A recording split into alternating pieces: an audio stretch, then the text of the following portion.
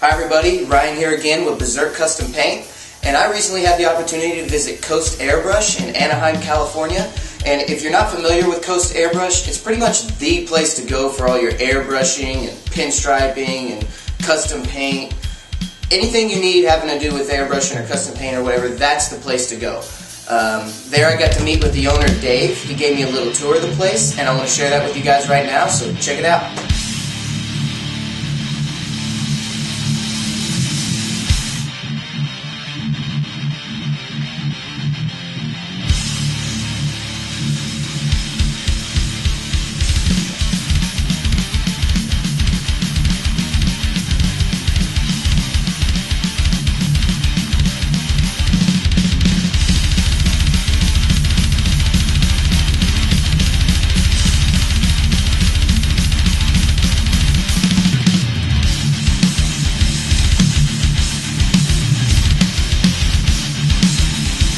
Hey everybody, welcome to Coast Airbrush. I'm Dave Monnig, the owner, and if you guys want to take a look around, and I'll give you guys a little tour. This is just our classroom, where we obviously conduct classes, and everything from beginning airbrush all the way to advanced automotive, pinstriping, canvas,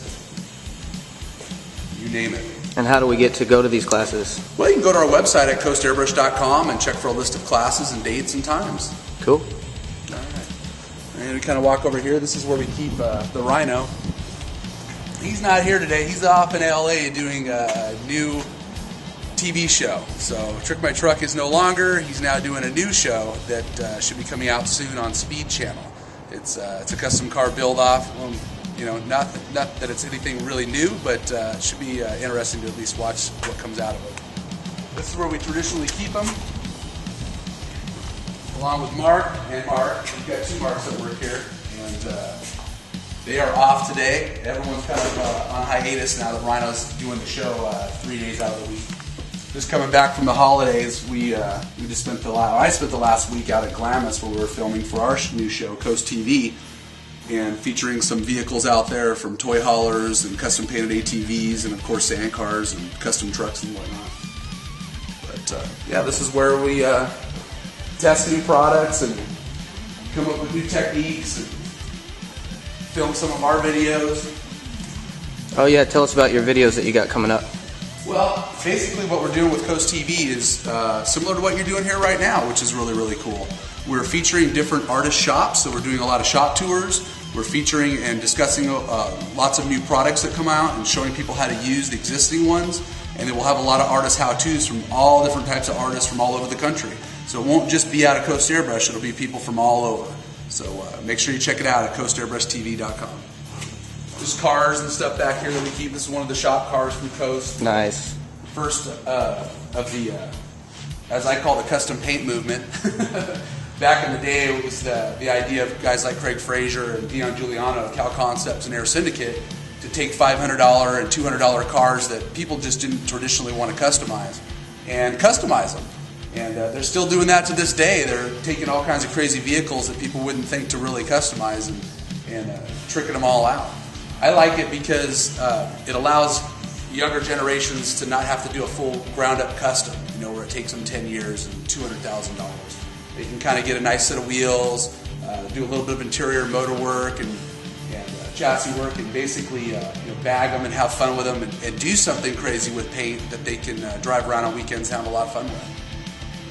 Cool. So, nice. I like it as a daily driver and something that's not full-blown custom to kind of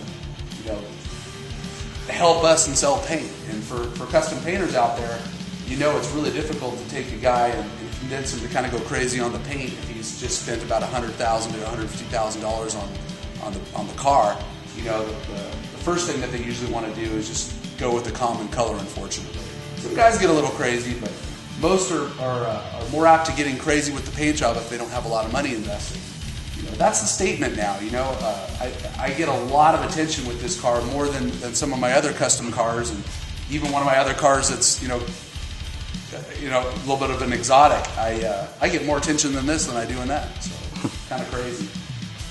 So what kind of advice would you give to somebody who just wants to break in and learn and do something on their own? Well, the first thing is to talk to people that know what they're talking about. If if you talk to people and they can tell you why, that's the biggest thing. If I've ever go to a store to buy something or to purchase something, having somebody explain why these are the right products for the job, I think that is the number one thing, and that's what we've built Coast Airbrush on since day one for the 22 years we've been in business. And in that regards, I don't feel like a salesman.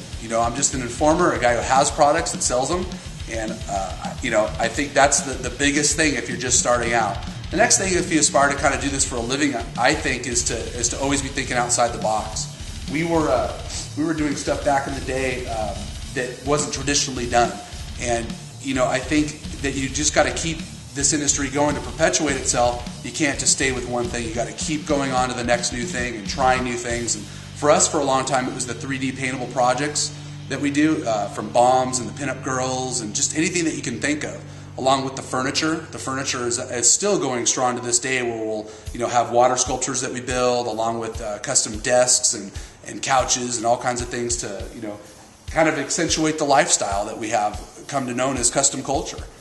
I myself collect a lot of fine art pieces as well from various artists that I've known over the years, and I really enjoy that too. The canvas side, it's not just always about automotive. It's the whole fine art and canvas side that's really been revitalized, I think, to this day, being that people can kind of choose their subject matter and their color based on their environment, which is their house or apartment, whatever, and design something that is truly custom, that means something to them, as opposed to just buying some commercial art from a gallery or something like that. So if you are doing a lot of your own fine art and not necessarily automotive or custom culture type of stuff, keep at it, but try to think outside the box. Think about what you like and what someone else might actually want to purchase or enjoy in their home. So that's my advice basically, is think outside the box.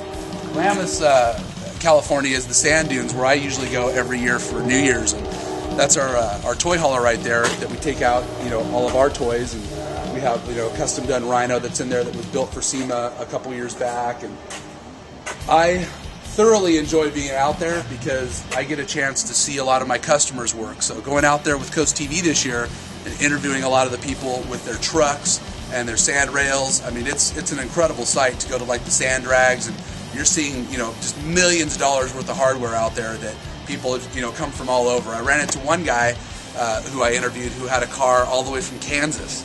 So he brought his custom sand rail out all the way from Kansas, and very nice car at that, but that kind of shows you the distances people drive to come to this place. And on any given big weekend out there, a holiday weekend, there's 300,000+ people.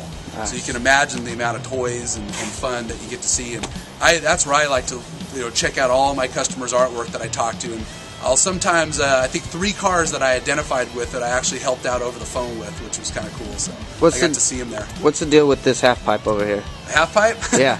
Well, I mean, you can't be in the custom paint business and not have a Halfpipe. Everyone knows we sponsor, along with Airbrush Action, House of Color, and Iwata, Medea skateboard competition.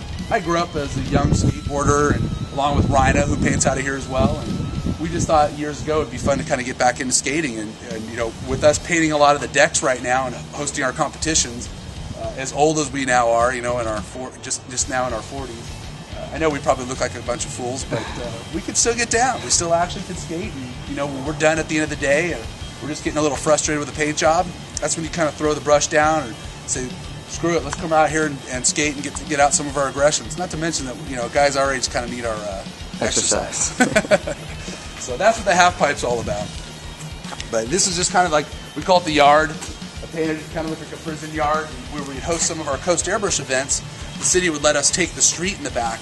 So having this kind of background area allows us to set up a lot of booths and stuff for our events, and they'll give us permission to put bands on the street and cars and other things. And it's a great place to be in Southern California. I love Anaheim. It's kind of centrally located between all the beach cities and the city and the Inland Empire and everything. So great location for us to be in the custom paint business and to sell paint, and I just love our facility.